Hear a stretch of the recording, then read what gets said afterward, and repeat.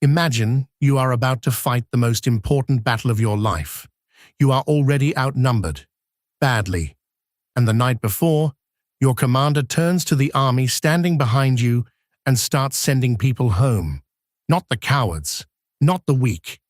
He keeps cutting and cutting past every line you thought was the limit, until almost everyone is gone and you are left staring at a handful of men against an enemy you cannot even count. That is not a nightmare.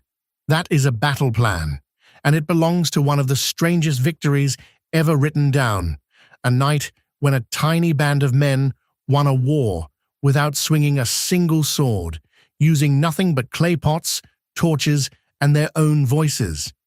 You have probably heard the man's name. What almost nobody ever explains to you is what actually happened out there in the dark, or why on earth it had to be done this way. By the time we are finished, you are going to see this story you thought you knew for the first time. To feel it, you have to start with the fear. For 7 years, an entire nation had been living like prey. Every spring, they would plant their fields, and every harvest, right on cue, the raiders would come. They poured in from the east in numbers people compared to swarms of locusts, and they did not just steal. They stripped the land bare.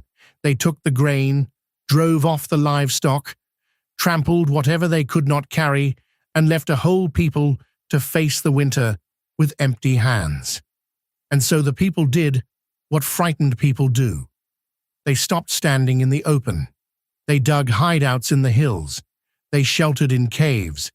They learned to thresh their little bit of grain in secret and pray the dust cloud would not give them away. A nation with a proud history had been reduced to hiding in the rocks from the harvest they had grown themselves. That is the darkness.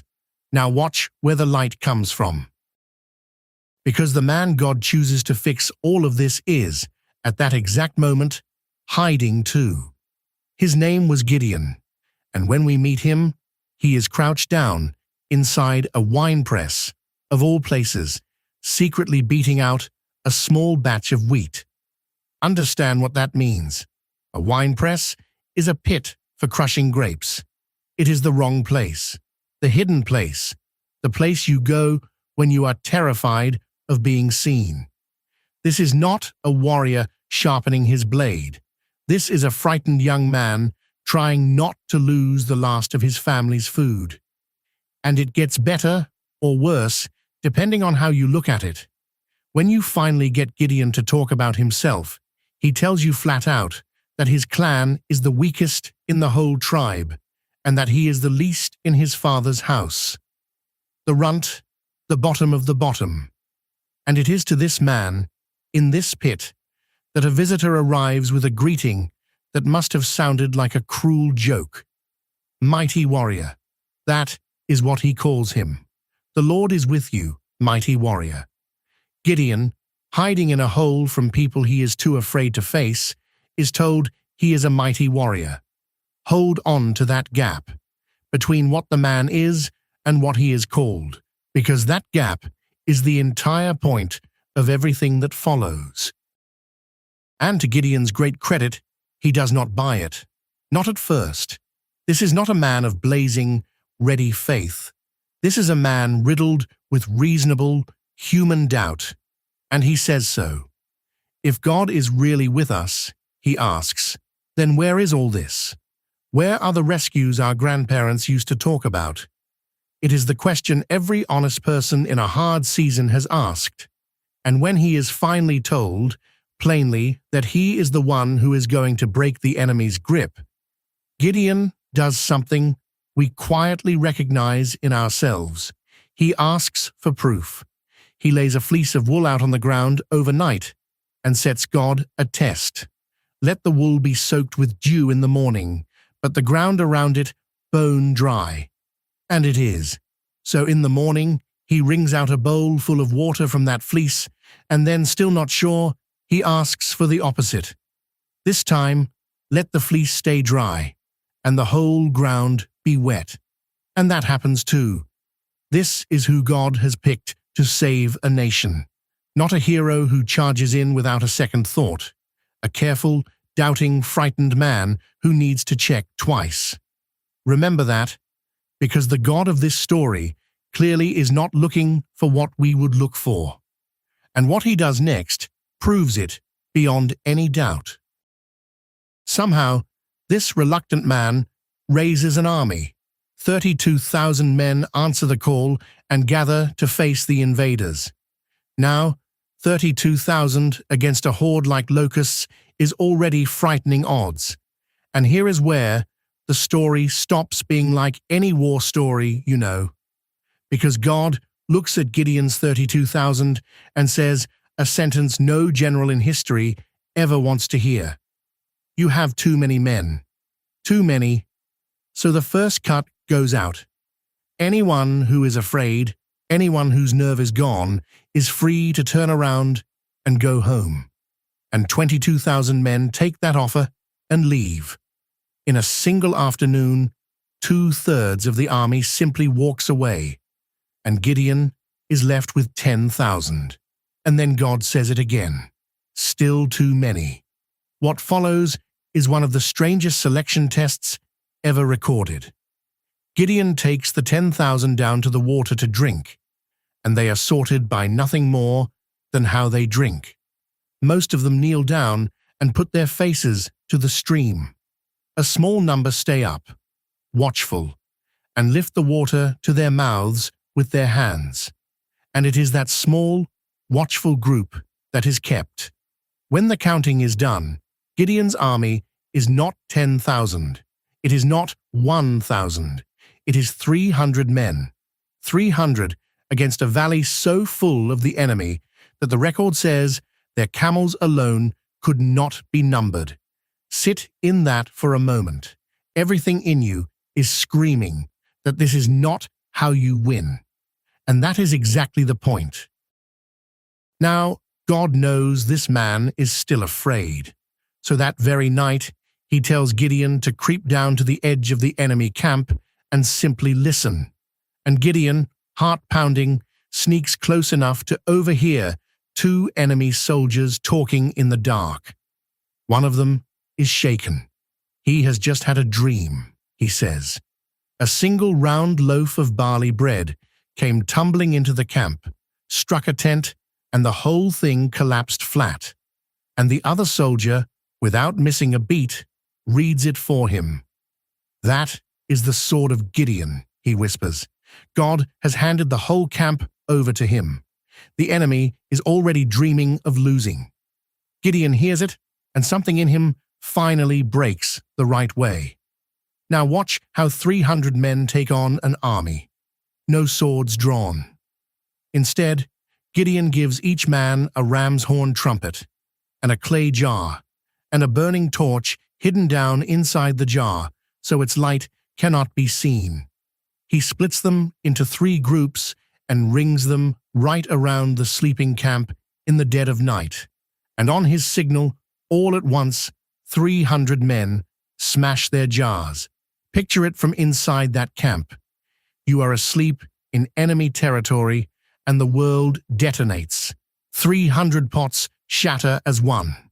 300 torches blaze up out of nowhere in a ring all around you. 300 trumpets scream in the dark, and 300 voices roar as if a vast army has you surrounded on every side. And the men in that camp, jolted awake into blinding light and deafening noise, cannot tell friend from enemy. So they draw their swords on the first shape they see, and the whole enormous host turns on itself in the black and tears itself apart, thousands of them running, killing each other, fleeing into the night. Gideon's 300 never had to charge. They stood their ground in a ring of fire and let the enemy's own terror do the work.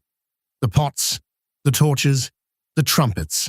A war won by the fewest men on the field, without a blade lifted against a single foe. And now you can finally answer the question from the very start. Why send the army home?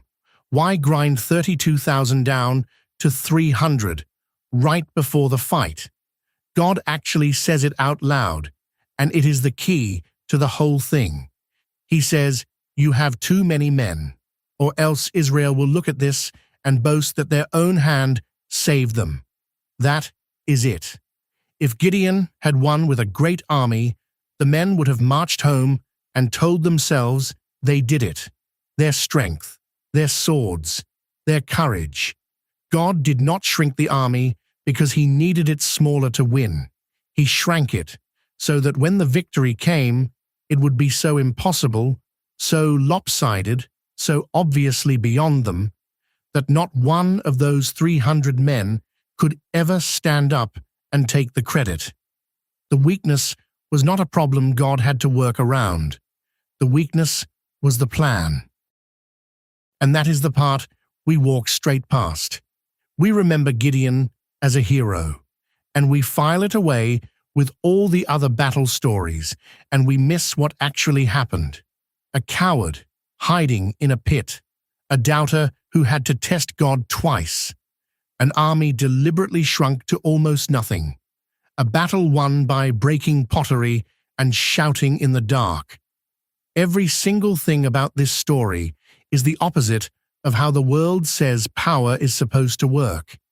It is all right there, plainly written, and somehow we keep reading it as if it were simply a tale about a brave man and a big win.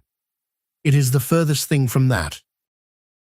And here is why this frightened man still matters, 3,000 years on. We spend our lives waiting to feel strong enough. We tell ourselves we will step out once we have more confidence, more resources, more people in our corner, once the odds finally look fair. Gideon teaches you something that cuts right against that. Sometimes God will take things away from you, on purpose, right before he uses you. Sometimes the plan is not to make you bigger, but to make it undeniable that whatever happens next was never really about your strength at all. So look at the thing in front of you that feels impossibly outnumbered. The situation where you have counted your resources 100 times and the maths simply does not work. Gideon did not win because he finally had enough. He won with 300 men and a handful of clay pots, precisely because it was never his strength that was going to carry it. And the people God uses are almost never the ones who felt ready.